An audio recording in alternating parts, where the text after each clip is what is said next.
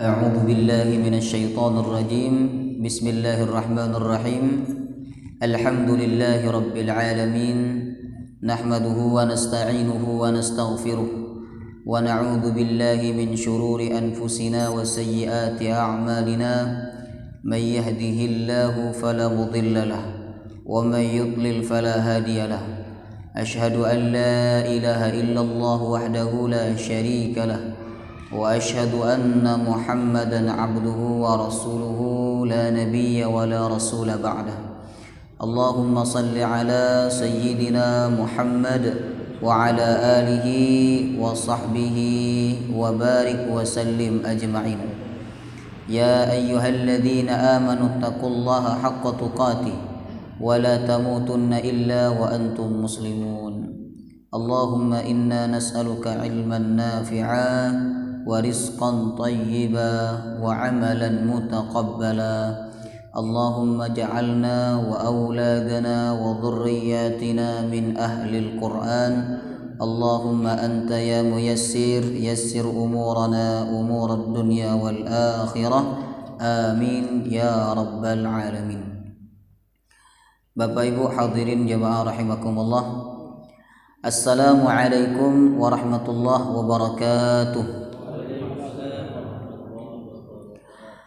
Alhamdulillah, kita sebagai hamba wajib untuk selalu bersyukur kepada Allah Subhanahu wa taala, dan jangan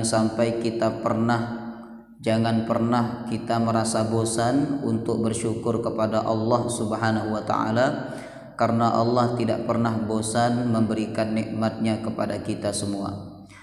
Salah satu nikmat yang patut kita syukuri adalah nikmat umur, nikmat usia, nikmat kesempatan.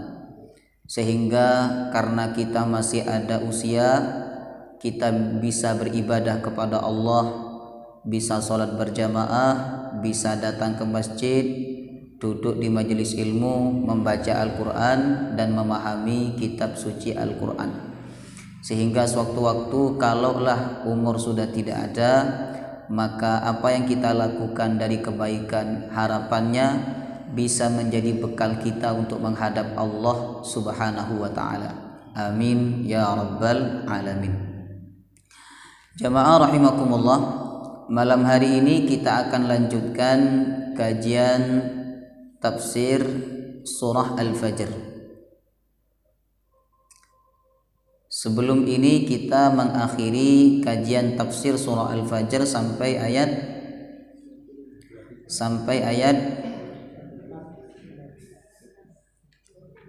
Abah Samsuri sampai ayat berapa? 24. Pak Haris 20. Pak Agus ya, tidak apa-apa, perbedaan itu rahmat. Nah, sampai ayat berapa Ustaz? Yang diupload sama antum sampai ayat berapa? Sampai ayat 20.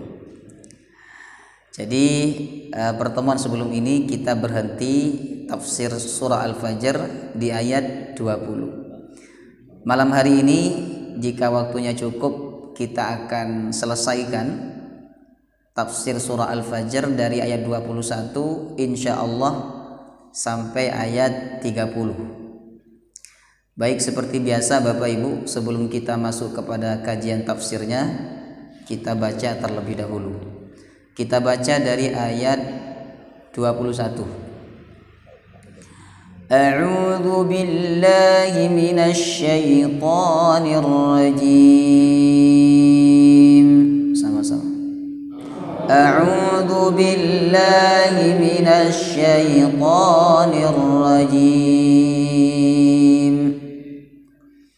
Bismillahirrahmanirrahim. Bismillahirrahmanirrahim. Kalla idza dukkatil ardu dakkan dakka. Kalla idza dukkatil ardu dakkan dakka. وجاء ربك والملك صفا صفا وجاء ربك والملك صفا صفا وجيء يومئذ بجهنم وجيء يومئذ بجهنم يومئذ يتذكر الإنسان وأنى له الذكرى يومئذ يتذكر الإنسان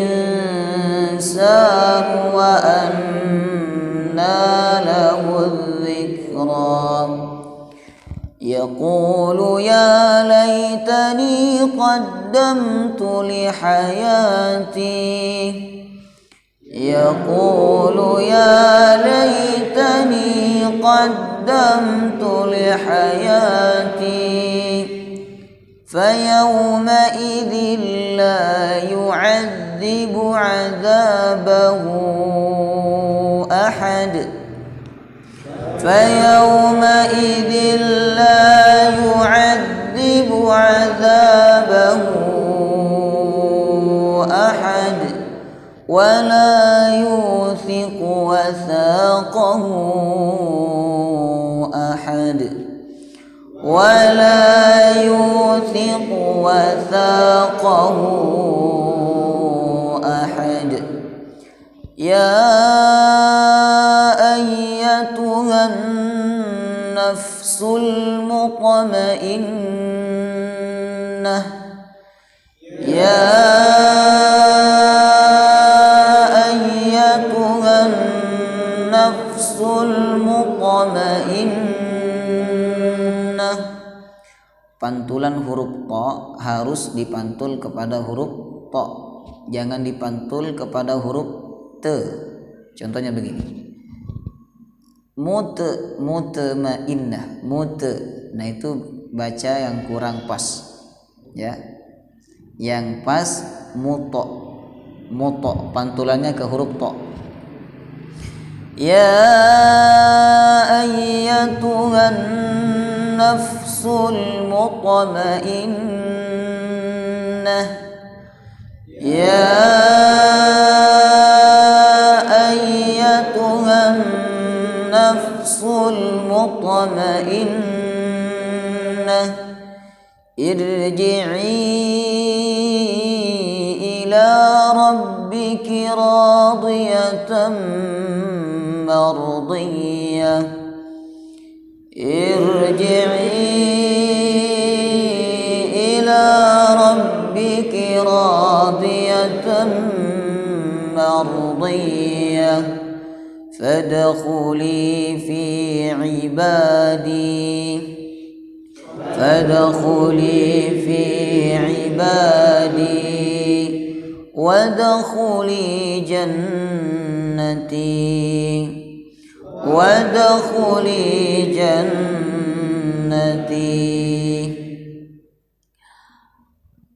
Pertemuan sebelum ini kita membahas tentang sebagian manusia yang punya persepsi keliru.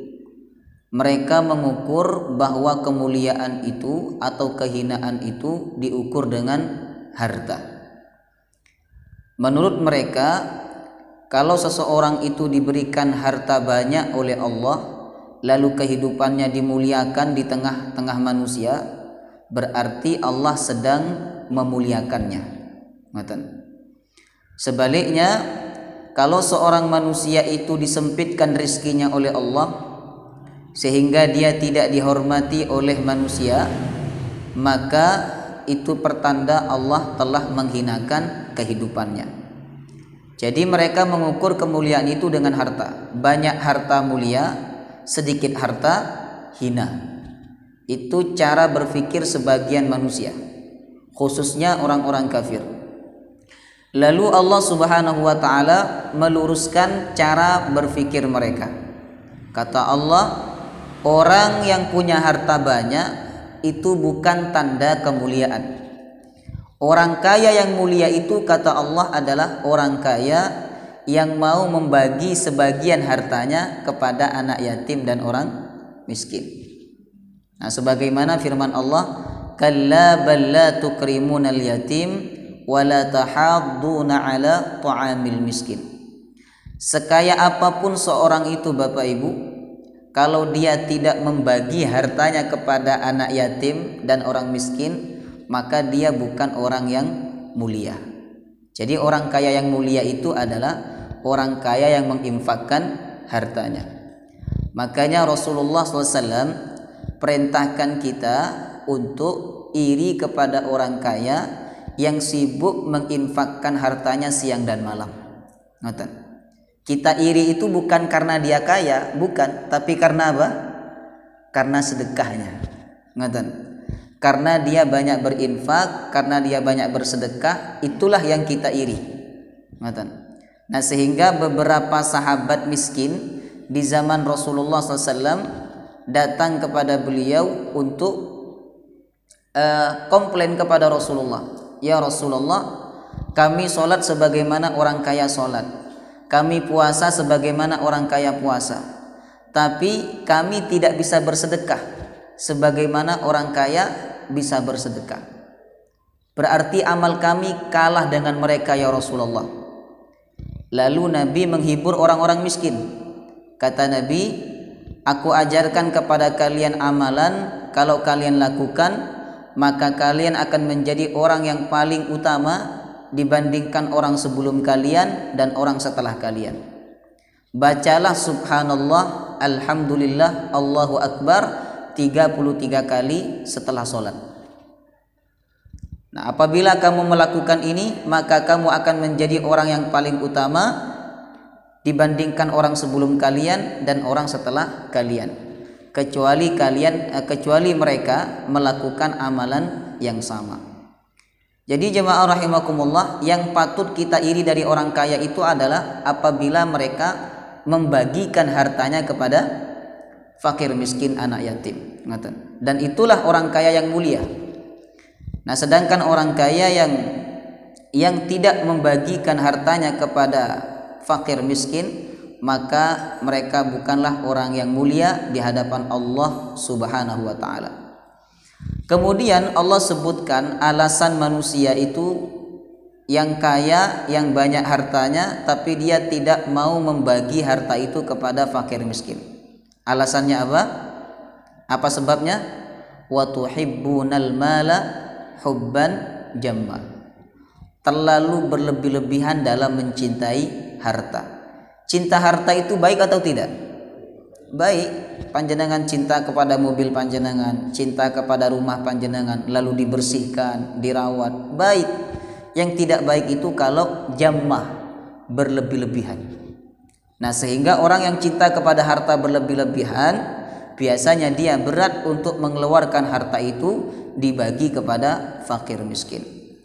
Padahal kata Allah, harta yang dia sayang, harta yang dia cintai, harta yang dia simpan tidak dia bagi kepada fakir miskin, kalau terjadi hari kiamat, maka harta itu tidak akan memberikan kebaikan sama sekali kepada dia.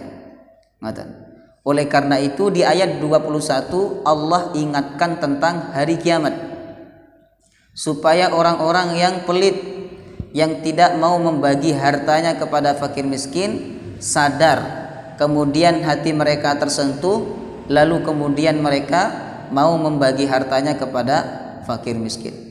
Allah berfirman, kalla idza dukkatil ardu dakkan dakka. Kalla, sekali-kali jangan berbuat demikian. Jangan punya sikap cinta kepada harta itu berlebih-lebihan. Idza dukkatil ardu dakkan dakka. Apabila bumi diguncang, dakkan dakka, dengan guncangan yang dahsyat sehingga bumi itu hancur, maka harta yang kalian cintai harta yang kalian simpan tidak kalian bagi kepada fakir miskin, harta itu tidak akan memberikan manfaat kepada kalian. Allah sebut ayat ini jemaah rahimakumullah tentang hari kiamat. Kemudian Allah gambarkan peristiwa hari kiamat itu diawali dengan dukkatil ardu. Bumi diguncangkan oleh Allah dakkan dakka, dengan guncangan yang sangat dahsyat sehingga bumi itu hancur. Ini hebatnya Allah Subhanahu wa taala. Kalau kita mengguncang meja ini, kira-kira sampai hancur atau hanya patah-patah saja? Patah kan? Walaupun kita guncang dengan kuat, jemaah rahimakumullah, tidak akan membuat meja ini sampai hancur. Paling kuat ya patah. Bumi yang besar ini, yang kokoh, ketika terjadi hari kiamat Allah guncang sampai hancur. Kemudian di ayat lain Allah Subhanahu wa taala menyebutkan cara Allah menghancurkan bumi. Di Quran surah Al-Haqqah Allah berfirman, wa humilatil ardu wal jibalu fadukkata dakkata wahidah. Bumi dan gunung diangkat oleh Allah, diangkat, kemudian bumi dan gunung itu fadukkata, dibenturkan oleh Allah, dar, dakkata wahidah, dengan satu kali benturan, sehingga bumi hancur, gunung pun hancur seperti debu. Allah ceritakan ini Bapak Ibu supaya kita takut. Makanya kalau kita baca ayat ini sebenarnya seharusnya jemaah rahimakumullah ada perasaan takut kepada Allah Subhanahu wa taala. Cuman karena kadang sebagian orang itu tidak paham sehingga ketika baca surah Al-Fajr ini tidak merasa apa-apa. Pokoknya ngaji ngoten.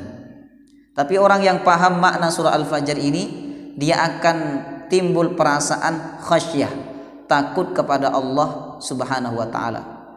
Karena Allah itu sangat hebat dan sangat mudah bagi Allah untuk menghancurkan bumi yang kita tempati ini. Oleh karena itu jemaah rahimakumullah, Nabi SAW apabila beliau diturunkan ayat-ayat tentang kiamat, itu beliau kepikiran sampai membuat rambutnya tumbuh uban. Pernah suatu waktu Nabi didatangi oleh sahabat Abu Bakar As-Siddiq. Kemudian sahabat Abu Bakar As-Siddiq bertanya, "Ya Rasulullah, kamu sudah beruban ya Rasul. Kok tiba-tiba kamu beruban, ada apa ya Rasulullah?" Apa jawab Nabi? "Sayyabatni, sungguh telah membuat aku beruban." Hudun, surah Hud.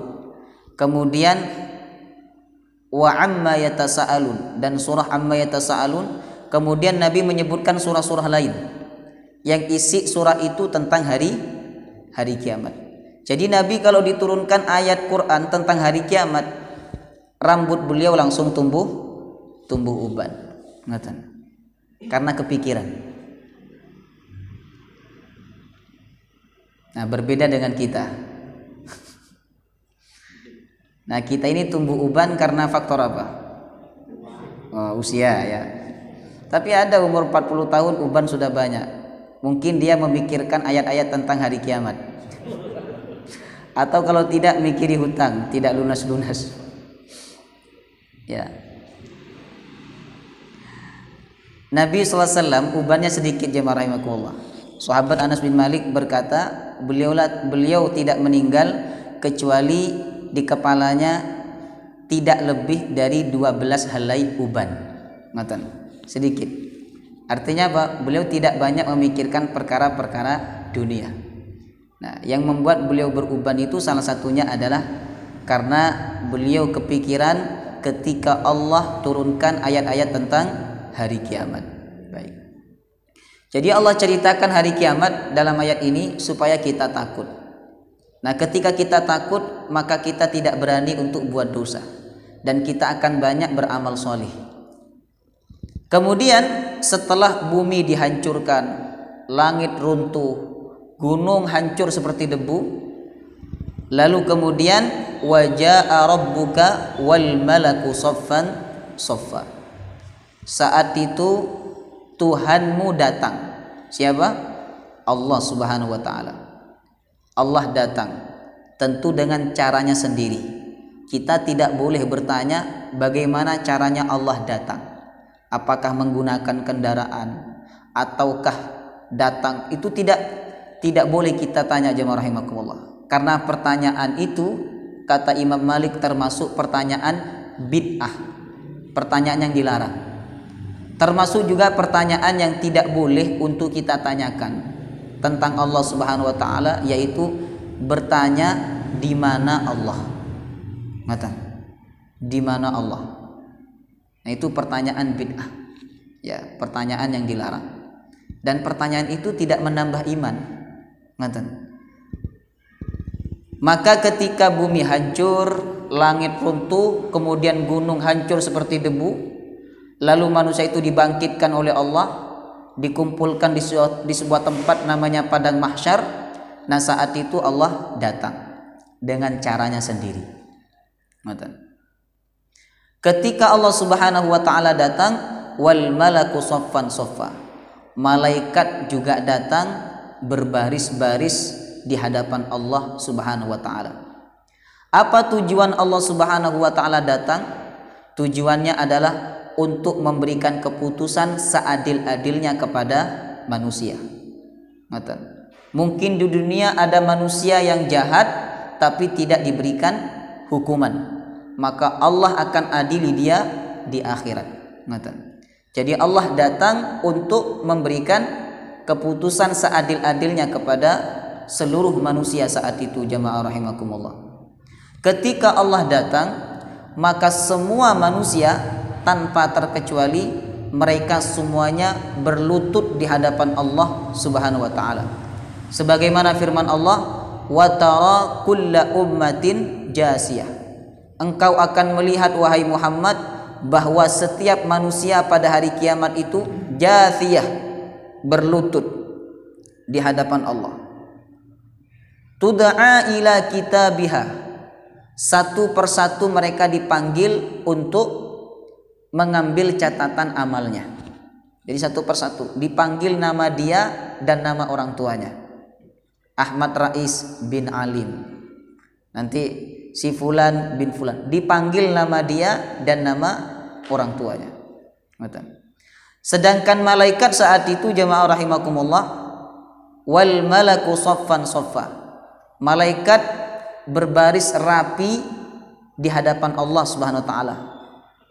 Barisnya malaikat digambarkan oleh Allah dengan kalimat saffan saffa. Sof, ya, sof artinya apa? Barisan yang lurus dan rapat, lurus dan rapat. Nah, di masjid-masjid itu lurus iya, karena ada garisnya, tapi rapatnya kurang. Ya, rapatnya kurang, Pak. Rapat itu kalau kita belajar dalam hadis, ya, itu bahu ketemu bahu, kaki ketemu kaki. Nah, cuman sebagian orang kalau badannya ketemu dengan badan temannya itu merasa terganggu. Nah, sebenarnya karena tidak terbiasa saja. Kalau terbiasa tidak, jemaah rahimakumullah, insya Allah tidak terganggu. Kalau sudah terbiasa. Nah, cuman karena kadang sebagian orang itu tidak terbiasa, akhirnya ketika mempertemukan bahu dengan bahu temannya, kaki dengan kaki temannya, dia merasa terganggu. Akhirnya dia menjauh, sama temannya dikejar. Ya. Nah, kalau kita sudah berusaha untuk merapatkan soft, tapi orang sebelah kita itu menjauh, tidak usah dikejar. Tidak usah dikejar. Baik. Dan jangan berlebih-lebihan. Nanti karena ingin merapatkan soft, akhirnya kaki kanan dan kiri itu melebar, melebihi batasnya, gini sampai, karena mengejar soft itu tidak ada tuntunannya. Jadi posisi kaki kanan dan kiri itu sejajar dengan bahu. Kalau bahunya setengah meter berarti kanan kirinya ya setengah meter, ngoten. Jadi posisinya sama dengan bahu. Jangan terlalu rapat, ngoten. Jangan terlalu rapat dan jangan terlalu lebar. Jamaah rahimakumullah. Jadi shaf itu artinya adalah barisan yang rapat dan lurus. Malaikat ketika Allah Subhanahu wa taala datang dengan caranya sendiri, mereka para malaikat, malaikat maut, malaikat raqib atid, malaikat Israel, semua malaikat yang jumlahnya jauh lebih banyak daripada manusia, mereka berbaris di hadapan Allah secara soffan soffah, lurus dan rapat. Ketika Allah datang dan malaikat berbaris dengan lurus dan rapat di hadapan Allah Subhanahu wa taala, nah pada saat itu Allah perintahkan para malaikat untuk mendatangkan apa? Di ayat berikutnya. Mendatangkan apa? Jahannam. Allah perintahkan malaikat untuk mendatangkan neraka Jahannam. Sebagaimana firman Allah, waji'a yauma idzin bi jahannam. Pada hari itu didatangkan bi jahannam, neraka Jahannam. Ada kopi namanya kopi Jahannam. Pernah minum enggak panjenengan? Hah? Belum ya? Sama Pak. Saya pernah lihat tapi belum pernah minum. Takut saya. Takut terbakar. Kopi Jahannam. Jadi Jahannam itu kata ulama adalah al-qa'rul ba'ir, sumur yang sangat dalam. Nah, seberapa kedalaman sumur neraka Jahannam itu dikatakan oleh Rasulullah, batu dijatuhkan 70 tahun baru sampai ke dasarnya. Itu gambaran tentang dalamnya neraka Jahannam. Nah pada saat itu jamaah rahimakumullah, Allah perintahkan malaikatnya untuk mendatangkan neraka Jahannam. Bagaimana cara Allah mendatangkan neraka Jahannam? Disebutkan dalam hadis riwayat Imam Muslim. Yu'ta bi jahannam yauma idzin laha sab'una alfa zimamin. Pada saat itu neraka Jahannam didatangkan oleh Allah. Dan neraka Jahannam itu memiliki sab'una alfa zimamin, 70.000 tali tampar. 70.000 tali. Ma'a kulli zimamin sab'una alfa malakin yajurrunaha. Setiap tali ditarik oleh 70.000 malaikat. Nah, ada 70.000 tali tampar. Setiap tali ditarik oleh 70.000 malaikat. Berarti 70.000 kali 70.000 berapa? 4 jutaan ya? 4 jutaan. Tadi saya sudah ngitung. 4.900.000. 4.900.000 malaikat.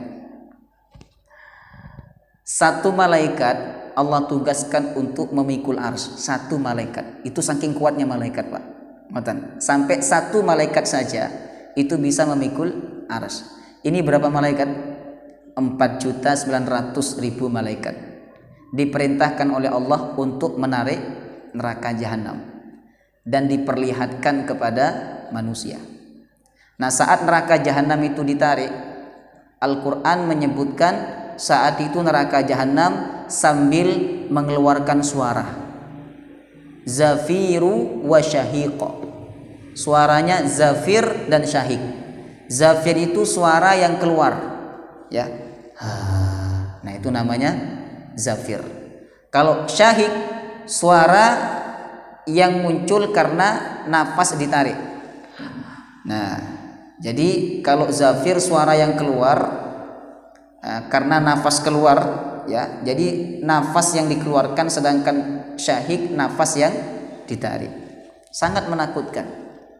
Kita saja malam-malam jam 12 malam begitu sedang nikmat tidur lalu ada suara itu. Takut enggak jemaah rahimahullah? Nah, ini suara neraka Jahannam. Nah, ketika ditarik oleh malaikat, ya, oleh 4.900.000 malaikat menarik neraka jahanam. Saat itu neraka jahanam bersuara zafirun wa syahiq. Kemudian saat itu manusia melihat, ketika manusia melihat neraka jahanam, yauma idzi yatadzakkarul insan, pada saat itu semua manusia ingat apa yang pernah dia lakukan sewaktu hidup di dunia. Ada pendapat lain mengatakan bahwa manusia yang dimaksud dalam ayat ini adalah orang-orang yang durhaka. Jadi orang-orang yang durhaka itu ingat keburukan yang pernah mereka lakukan sewaktu di dunia. Kemudian Allah berfirman, wa anna lahud dzikra, tapi ingatan mereka itu tidak ada gunanya. Penyesalan mereka di akhirat tidak ada gunanya. Karena apa? Setelah itu tidak ada lagi waktu untuk beramal. Ad-dunya darul amal wal akhiratu darul jaza. Dunia tempat kita beramal, sedangkan akhirat tempat kita menerima balasan dari amal yang kita lakukan. Nah, sama seperti ini jemaah rahimakumullah. Ada murid masuk ke ruang ujian, sudah isi dia selesai, kasih ke pengawas. Keluar, dia sadar bahwa banyak jawaban dia yang keliru. Dia masuk lagi ke ruangan itu, lalu minta kepada pengawas untuk mengerjakan ujian kembali. Dikasih enggak? Tidak. Karena apa? Waktunya sudah habis. Nah, sama di akhirat juga demikian. Ketika orang kafir menyesali dosa-dosanya, mereka ingat akan dosa-dosa yang pernah mereka lakukan sewaktu di dunia, mereka menyesal, tapi Allah katakan wa anna lahud dzikra, penyesalan itu tidak ada gunanya. Maka sebelum menyesal di akhirat, banyaklah menyesal atas perbuatan dosa ketika kita di dunia. Banyak menyesal di dunia. Nah, seperti sahabat Umar ibnul Khattab. Sahabat Umar ibnul Khattab yang mungkin pernah saya ceritakan di majlis ini jemaah rahimakumullah. Beliau itu setiap Jumat muhasabah diri. Kan Jumat itu orang-orang Arab biasanya libur ya, hari Jumat. Nah, itu mereka buat ibadah, mereka buat muhasabah. Nah, setiap Jumat Umar bin Khattab muhasabah, merenung tentang perbuatan beliau yang beliau lakukan selama satu pekan. Kalau ada kesalahan yang beliau ingat beliau lakukan dalam satu pekan itu, maka beliau mencambuk dirinya. Nah, dipukul dirinya. Ustadz, apakah ini tidak menyiksa diri Ustadz? Tidak. Ada ndak orang menyiksa diri karena mencari urusan dunia? Ada ndak? Ada ndak orang menyiksa dirinya karena mengejar dunia? Ada ndak? Ada, sampai sakit mah. Ya, sampai sakit mah. Kemudian sampai sakit jantung karena kepikiran kepada harta dunianya. Nah, sekarang ulama mencontohkan, sahabat mencontohkan, di antara mereka ada yang sampai menyiksa dirinya karena mengejar akhirat. Contoh lagi seperti Imam At-Tirmizi. Imam At-Tirmizi, beliau adalah ulama yang suka menangis. Saking banyaknya beliau menangis sampai matanya buta. Jadi jika ada orang sakit karena mencari urusan dunia, ulama-ulama dulu sakit karena mengejar akhirat. Jemaah rahimakumullah. Nah, Umar bin Khattab setiap Jumat beliau menyesali perbuatan dosa yang beliau lakukan dalam satu pekan itu dengan cara mencambuk dirinya sendiri, dicambuk. Sebab beliau paham penyesalan yang paling baik itu adalah penyesalan ketika di dunia. Adapun penyesalan yang tidak ada gunanya adalah penyesalan di akhirat. Kata Allah, wa anna lahud dzikra. Penyesalan yang dilakukan oleh orang-orang durhaka di akhirat tidak ada gunanya, kata Allah. Mereka saat itu hanya bisa berkata, ya laitani qaddamtu li hayati. Ya laitani, seandainya, kata mereka, qaddamtu li hayati, saya melakukan amal baik untuk kehidupanku ini. Yang dimaksud kehidupan di sini, kehidupan apa? Dunia apa akhirat? Akhirat. seandainya aku melakukan amal baik dulu sewaktu di dunia untuk kehidupanku yang ini. Nah, kehidupan yang dimaksud adalah kehidupan akhirat. Karena kehidupan yang sesungguhnya adalah kehidupan akhirat. Nah, abadi. Adapun kehidupan dunia sifatnya sangat sementara. Ada yang 20 tahun, ada yang 30 tahun, 40 tahun. Nah, ini kemarin ada ustadz ya yang beliau terkenal di Malang sekitar 40 tahun karena beliau lahirnya 81 menurut informasi yang saya dapat. Lahir tahun 81. Ya, berarti umurnya berapa? 40 tahun. Meninggal kecelakaan tunggal. Jamaah rahimakumullah. Pulang dari dakwah di Lombok ya.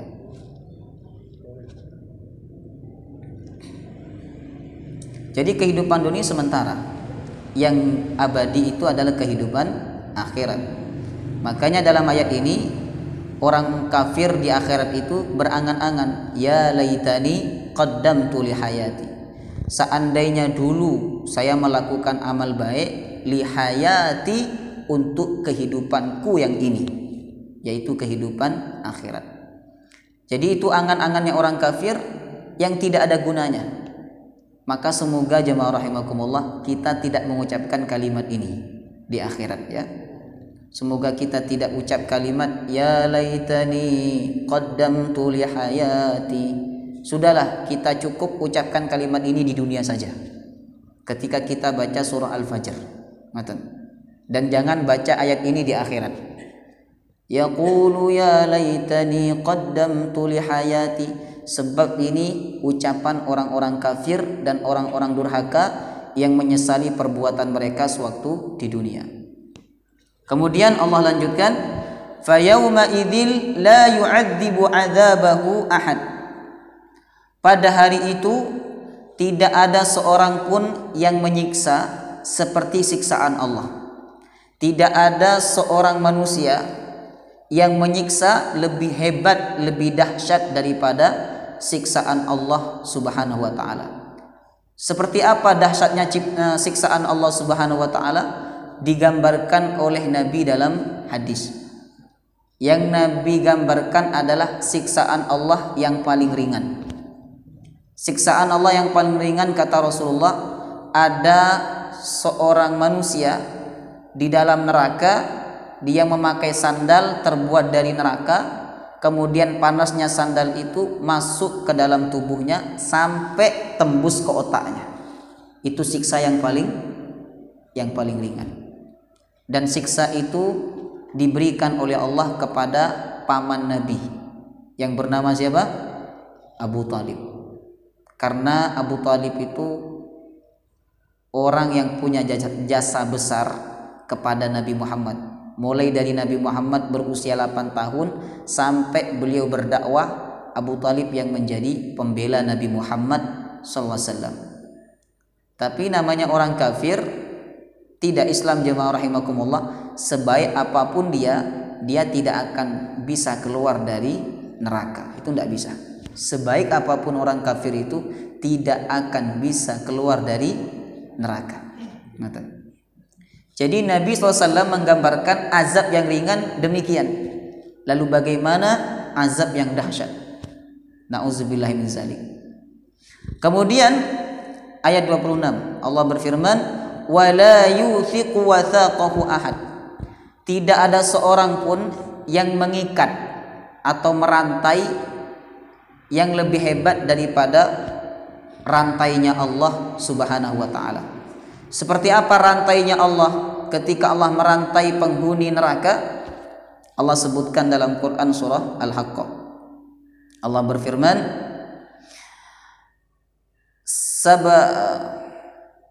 Tsummal jahima sallu thumma fi silsilatin sab'una dhira'an fasluku.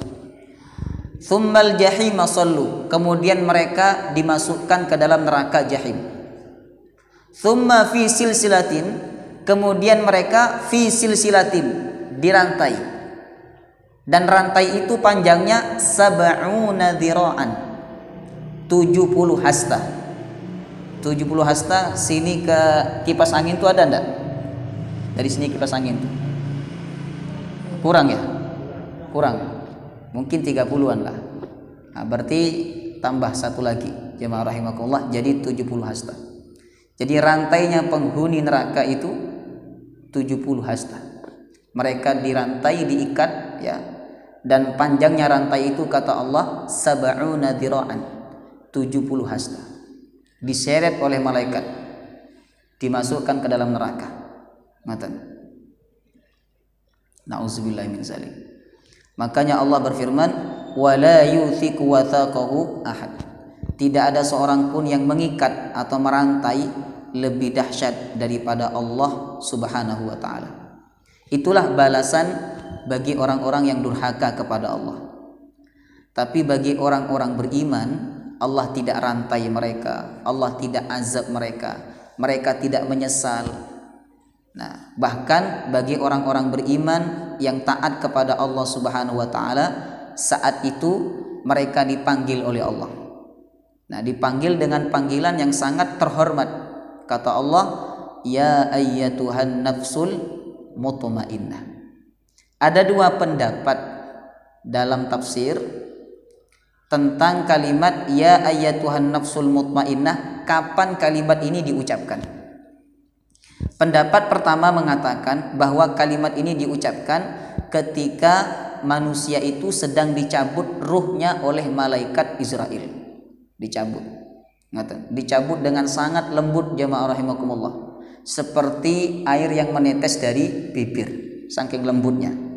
Nah, saat itu ketika malaikat Israel mencabut ruhnya orang beriman yang taat kepada Allah, dicabut dengan lembut sambil mengatakan, ya ayyatuhan nafsul mutmainnah irji'i ila rabbiki radiyatan mardiyah fadkhuli fi ibadi wadkhuli jannati. Lembut.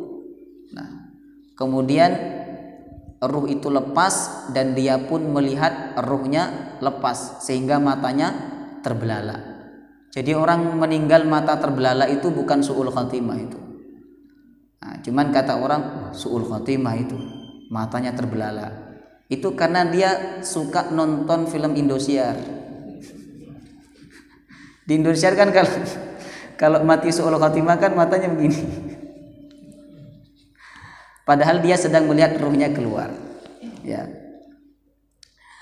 Maka menurut pendapat pertama, kalimat ini diucapkan saat orang beriman itu ditarik ruhnya oleh malaikat Israel.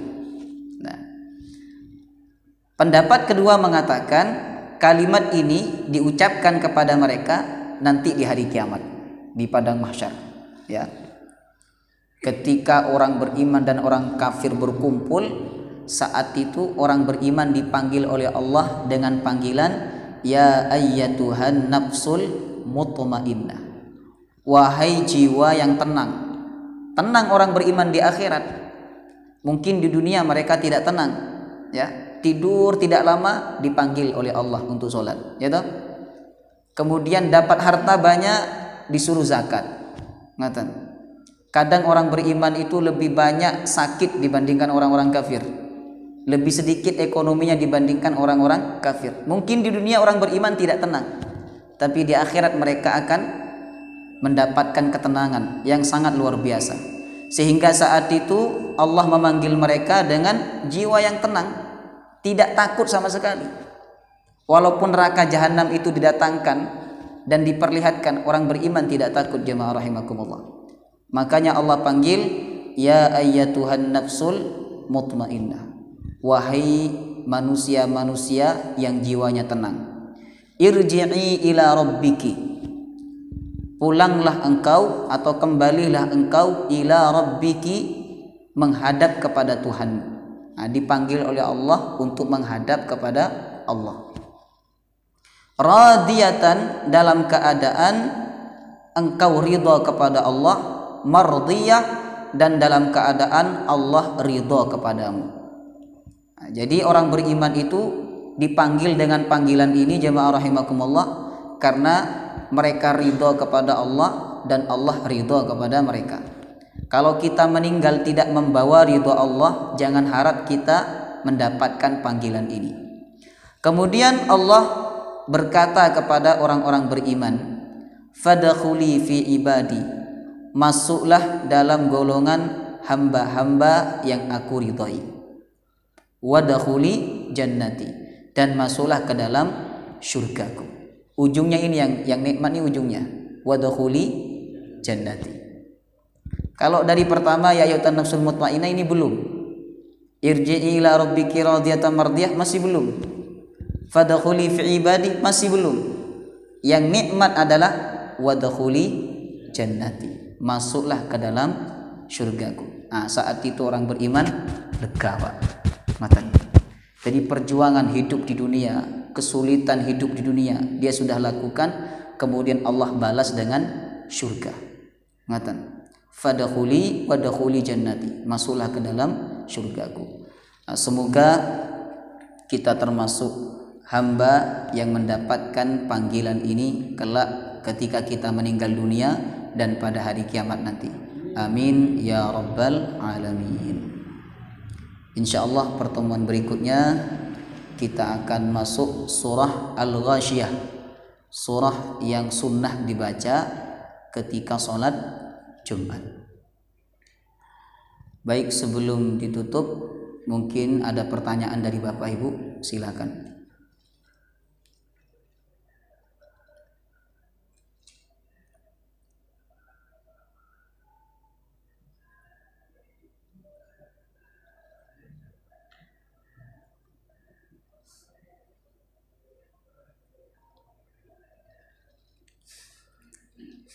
Ibu-ibu ada pertanyaan? Ya. Sudah masuk waktu Isya? Sudah. Baik. Ada dari Syekh Farman ada pertanyaan? Tidak, belum ada ya. Baik. Pekan depan karena pekan pertama jadi untuk kajian tafsirnya libur, diganti kajian Sabtu pagi. Ya. Sabtu subuh. Sabtu subuh ada request tema dari Bapak Ibu. Mau bahas apa Sabtu subuh? Bahas hujan lah.